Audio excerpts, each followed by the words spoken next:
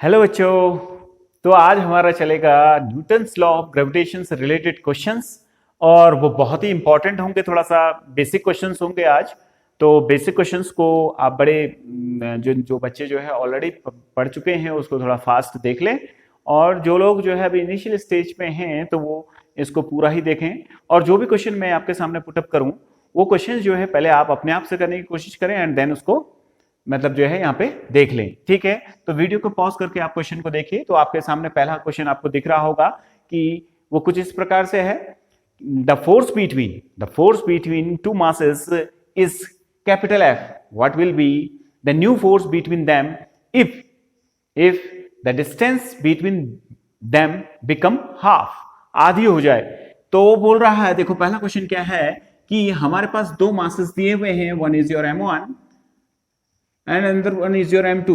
तो दिए नहीं है, उन्होंने कहा कि ये दो मासेस के बीच में जो फोर्स लग रहा है, हमें कैपिटल F दिया है फोर्स। तो आपसे पूछा गया है इन दोनों के बीच में जो है कैपिटल F जो है फोर्स लग रहा है। कुछ मासेस होंगे, हमें मालूम नहीं है, लेकिन हम मान लेते हैं कि एक मास m1 है और दूसरा मास m2 है और उनके बीच की दूरी जो है, उनके सेंटर के बीच की दूरी जो है r है। ठीक है, तो उस वक्त उसके बीच में फोर्स कितना लग रहा है, कैपिटल F लग रहा है बोला आपसे। तो capital F is equal to G m1 m2 upon R square. ये हमने कंसीडर किया बेटा, इसने सिर्फ कैपिटल F फोर्स दे रखा और आंसर कैपिटल F में ही निकालना है आपको, ये आप याद रखें। अब सेकंड केस क्या किया कि अब इन दोनों के बीच की दूरी को क्या कर दिया, आधा कर दिया। ये m1 और ये m2 है, और अब इनके बीच की दूरी को क्या कर दिया, r/2 कर दिया। तो new force that is F new. तो F न्यू जो है आपका कैसा नजर आएगा, G मास तो वही है m1 m2, अब डिस्टेंस कितनी होगी इन दोनों के बीच की, r/2 का होल स्क्वायर। ये आपकी डिस्टेंस हो गई। अगर हम इस न्यू फोर्स को देखें, F न्यू को अगर हम देखें, न्यू को अगर हम देखें तो कितना हो जाएगा, G m1 m2 upon R square. ये हो गया, देखो स्क्वायर है, अपॉन नीचे 4 हो जाएगा, वो ऊपर जाएगा तो ऐसा हो जाएगा।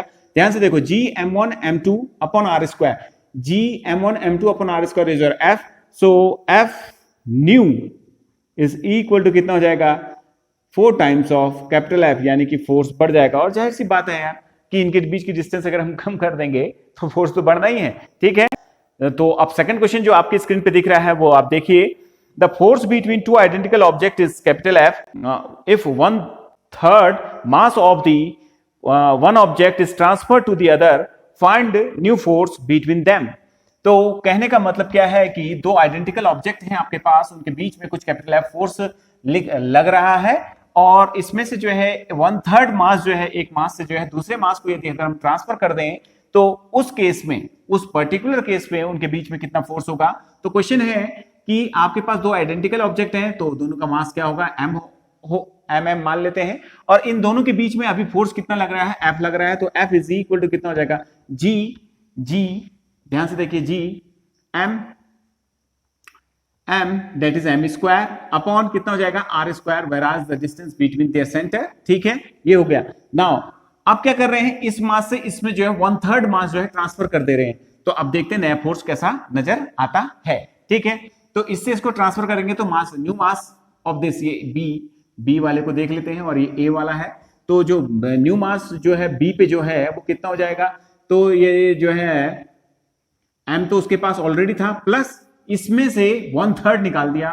तो 1/3 मास अगर हम निकाल देंगे तो यानी कि m/3 यानी कि कितना हो जाएगा, 4m/3 इतना मास हो जाएगा इस नए वाले का, यानी कि इसका नया मास ऐसा हो गया। और इसमें कितना हो जाएगा, m जो a पे रखा हुआ है बेटा, मास आइडेंटिकल थे, लेकिन अभी इसमें से मास जो है ट्रांसफर कर दिया, 1/3 मास दैट इज m/3 मास इस पे ट्रांसफर किया, m/3 मास इस पे ट्रांसफर किया। ठीक है, तो उस केस में जो इसका नया मास होगा वो कितना हो जाएगा, 2m/3। दैट इज कहने का मतलब m माइनस m/3 को यदि मैं इसमें से निकाल दूंगा तो कितना हो जाएगा, 2m/3।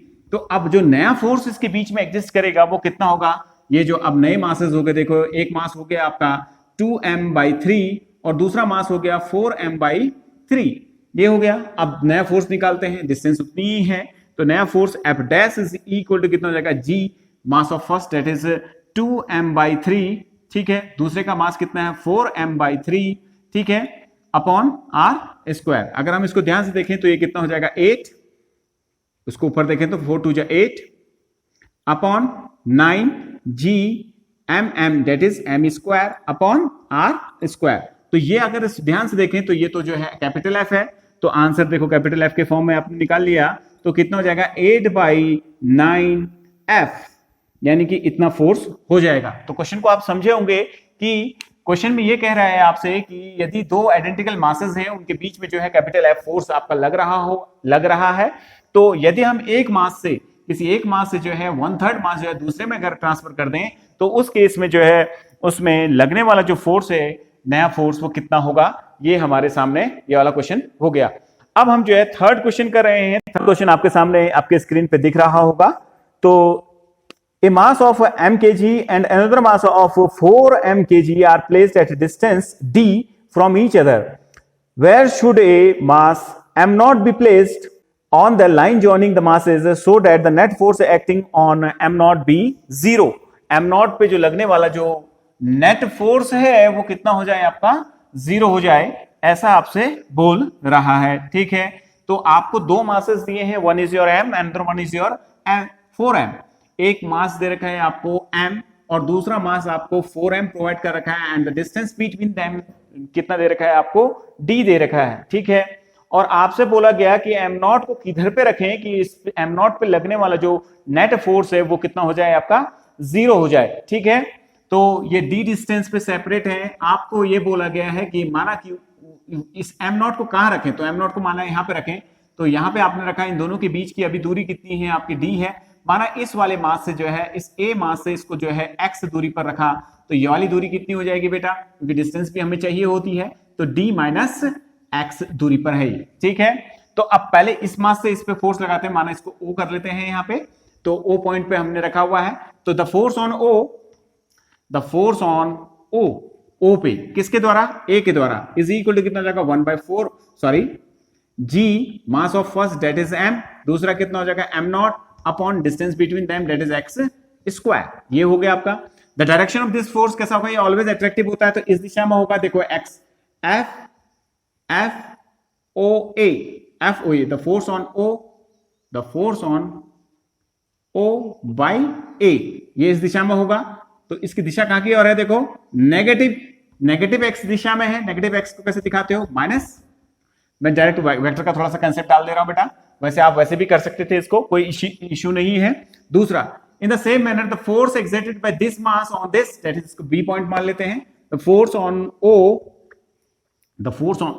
Bye B is equal to कितना होगा, G mass of m naught, और दूसरा मास क्या है आपका 4m अपॉन कितना हो जाएगा, distance between them that is d minus x का होल स्क्वायर। ये आ गया। जब इसकी डायरेक्शन देखनी है, इस फोर्स की डायरेक्शन देखनी है, तो ये अट्रैक्टिव फोर्स होता है, तो जाहिर सी बात है अपनी ओर खींचेगा, इसके सेंटर की ओर खींचेगा, तो the force on O by B कितना हो जाएगा, वो इतना आ गया, यानी कि पॉजिटिव x डायरेक्शन में है, तो मैंने क्या कर दिया, पॉजिटिव x यानी कि I क्या, ये हो गया। तो according to the question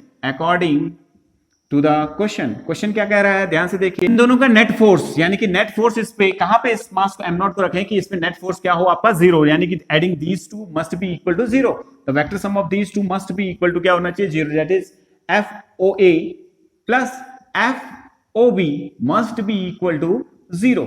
FOA कितना है देखिए जरा, वो आपने ये रखा हुआ है, तो कितना हो जाएगा, G m नॉट अपॉन कितना हो जाएगा आपका x स्क्वायर, ये i कैप है, इसने इसको पूरा माइनस कर दिया, ये हो जाएगा प्लस, अगर हम ध्यान से देखें तो G m naught 4m upon d minus x whole square i cap equal to कितना हो गया आपका 0। इसको उधर लेके जाएंगे तो i कैप कैंसिल हो जाएगा बेटा, तो G m naught 4m upon d minus x whole square, ये आ गया आपका, is equal to I cap भी है बेटा इसके साथ, ये I cap is equal to कितना हो जाएगा, G m naught upon x square, positive हो गई, अब आपका देखो इधर जाएगा तो पॉजिटिव हो जाएगा, i से i कैंसिल, m से m, ये सारी चीजें कैंसिल हो जाएंगी, बाकी g से g भी कैंसिल हो गया, जो बचा हुआ उसको देखते हैं जरा ध्यान से, तो कितना हो गया, x square is equal to, अगर हम ध्यान से देखें, इसको इधर मल्टीप्लाई किया, इसको इधर मल्टीप्लाई किया, तो यानी कि d माइनस x का whole square is equal to x square, ऐसा हम लिख सकते हैं। देखिए अगर मैं इसको इसमें रूट लूंगा तो दोनों साइड ये हट जाएगा, तो कैसा हो जाएगा, देखो d minus X is equal to plus minus X. Now for positive X, for positive X के लिए कैसा होगा, देखो d minus X is equal to X और d is equal to 2x और x is equal to d by 2। एक ही होगी condition. दूसरा देखते हैं जरा, जानबूझ के निकाल रहा हूं बेटा, मैं आप लोगों के सामने जानबूझ के निकाल रहा हूं। फॉर नेगेटिव एक्स कैसा हो जाएगा, देखो d minus X is equal to minus X, ठीक है, और ये कितना हो जाएगा आपका, देखो 0 हो जाएगा, d 0 हो जाएगा, ये तो हो ही नहीं सकता ये कंडीशन। तो इसलिए जो ये मास रखा जाएगा a मास से x बराबर d बाई 2 दूरी पर रखा जाएगा। तो so answer is your this, ये आंसर नहीं हो सकता है। ये बात सबको समझ में आ रही होगी, ठीक है। तो हम जो है d बाई 2 दूरी पे यदि हम इस मास को रखें, d बाई 2 दूरी पे अगर हम इस मास को रखें, तो ये जो है आपका क्या हो जाएगा, आपका ऐसा कुछ आंसर आपको प्रोवाइड कर देगा, यानी कि जो है इस पे नेट फोर्स कितनी हो जाएगी, 0 हो जाएगी। अब हम जो है थर्ड जो है क्वेश्चन कर रहे हैं, जो कि प्रिंसिपल ऑफ सुपरपोजिशन से रिलेटेड है।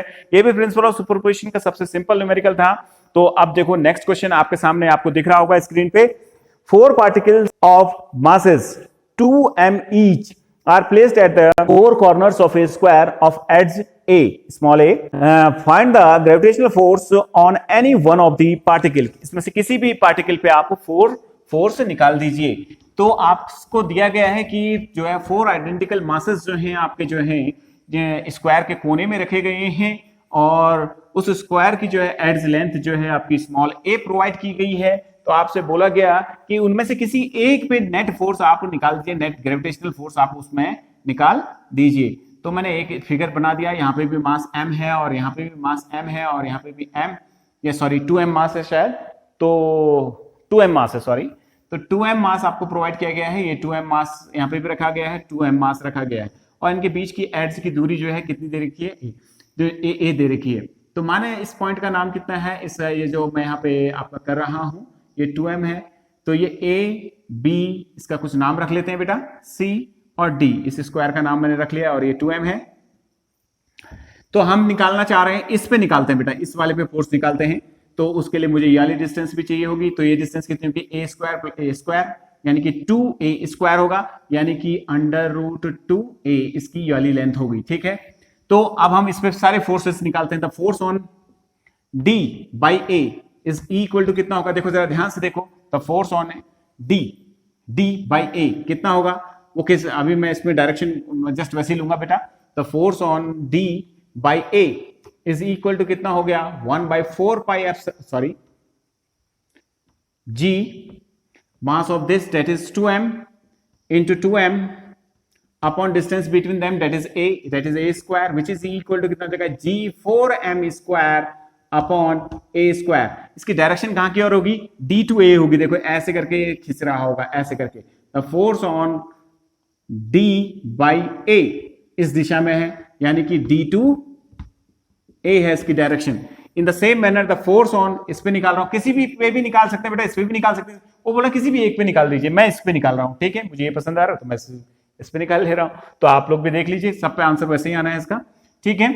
तो क्योंकि मासेस सब क्या हैं, बराबर हैं। अब force on d by c से निकालते हैं। तो force on d by c is equal to कितना हो जाएगा, g 2m into 2m that is 4m square upon distance between them that is a square. इसकी डायरेक्शन कहां की साइड होगी, इसके सेंटर की ओर होगी, इसके सेंटर से इसके सेंटर, क्योंकि अट्रैक्टिव होता है ऑलवेज।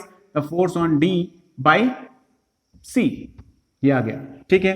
एक और फोर्स लगेगा जो ऐसे करके लगेगा, the force on d by b, the force on, यानी कि कहां से कहां की ओर है, पहले इसकी डायरेक्शन लिखते हैं, d to c। The force on d पे किससे, b के द्वारा, इज इक्वल टू कितना हो जाएगा, g 4m हो जाएगा, देखो 2m into 2m that is 4m square upon distance between them which is your this, that is under root 2a का whole square, which is equal to कितना हो जाएगा आपका 4 times of gm square upon कितना हो जाएगा 2a square, ऐसा कुछ आ गया, ये हमें पता चल गया, ठीक है। अब हम लोग क्या करते हैं, ध्यान से देखो, इस पे नेट फोर्स निकालते हैं। ये दोनों फोर्स जो है एक दूसरे के ऊपर परपेंडिकुलर है, पहले इन दोनों का नेट निकाल लेते हैं। Therefore the net of force कौन से फोर्स, F D A and F D C. ऐसा क्यों कर रहे हैं बेटा, क्योंकि हमारा जो parallelogram law of vector addition है वो एट ए टाइम दो ही फोर्स उसको जोड़ सकता है, तो इसलिए इन दोनों का नेट निकाल रहे हैं।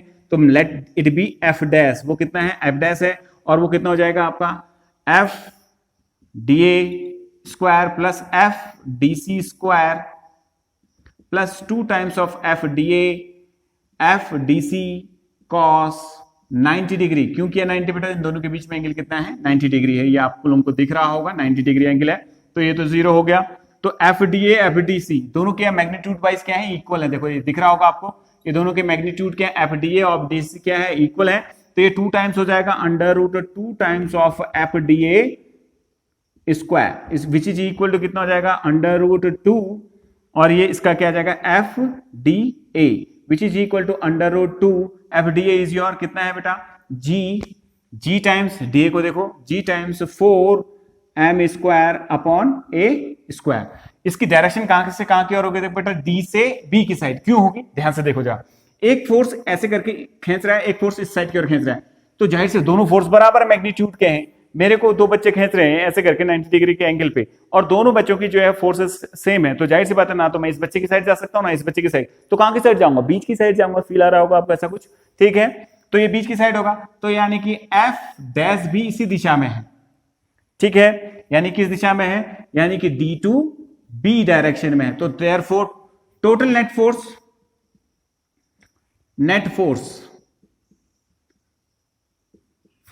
ऑन डी पे निकाल रहे हैं, डी मास पे निकाल रहे हैं, ठीक है। तो कितना हो जाएगा, वो दोनों एक ही दिशा में है, एक ही दिशा के वेक्टर क्या हो जाते हैं बेटा, जुड़ जाते हैं। तो कितना हो जाएगा, net force F is equal to कितना हो जाएगा, F D B plus F dash. F D B कितना है, अभी आपने निकाला हुआ, देखो बेटा एफ डी बी को अभी निकाल रखा है, देखो एफ डी बी की वैल्यू कितनी है, 4 times of G M square upon 2a square plus F dash कितना निकला है, देखो ये निकला हुआ है आपका under root 2 times of G 4 M square upon A square. इसको सॉल्व कर लेते हैं, तो एफ इज इक्वल टू देखो 4g m स्क्वायर, 4g